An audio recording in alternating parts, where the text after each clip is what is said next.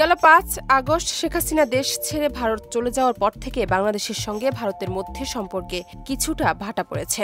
একদিকে যখন হাসিনার ভারতে থাকার বিষয়টি বাংলাদেশের ক্ষোভের কারণ হয়ে দাঁড়িয়েছে, অন্যদিকে বাংলাদেশের অন্তর্বর্তী সরকার প্রধান মোহাম্মদ ইউনূসের সাম্প্রতিক এক সাক্ষাৎকার ভারতকে অবাক করেছে। বর্তমান ভারত বাংলাদেশের সম্পর্ক কোন পর্যায়ে রয়েছে তা বিশ্লেষণ করেছেন বিবিসির দক্ষিণ এশিয়া বিষয়ক সম্পাদক আনবারাসান ইথিরাজান। গত সপ্তাহে ভারতীয় সংবাদ সংস্থা পিটিআইকে দেওয়া এক সাক্ষাৎকারে ডক্টর ইউনূস বলেন, ভারতের কাছে আমাদের আবেদন দিল্লিতে অবস্থান করা শেখ হাসিনার রাজনৈতিক বিবৃতি দেওয়া বন্ধ করা। তিনি আরও বলেন, শেখ হাসিনাকে ফিরিয়ে আনা পর্যন্ত ভারত যদি তাকে রাখতে চায় তাহলে তার চুপ থাকা উচিত।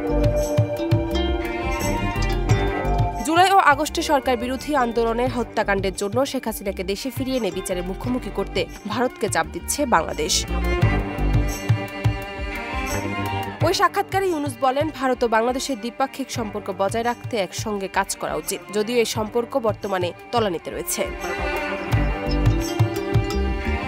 যদিও ভারতের পররাষ্ট্র মন্ত্রণালয় অন্তর্বর্তী সরকার প্রধান ডক্টর ইউনূসের এমন মন্তব্যে আনুষ্ঠানিক কোনো প্রতিক্রিয়া জানায়নি, তবে তারা খুবই হতাশ হয়েছেন।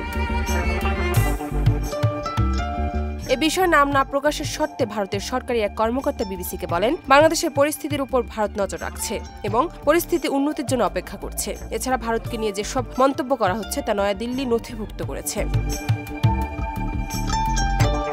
ভারতের সাবেক এক কূটনীতিক বলেন, ডক্টর ইউনূস মেগাফোন কূটনীতির মাধ্যমে ভারতকে চাপে রাখার চেষ্টা করেছেন এবং তিনি অমীমাংসিত বিষয়গুলো মিডিয়ার সামনে আনার চেষ্টা করছেন।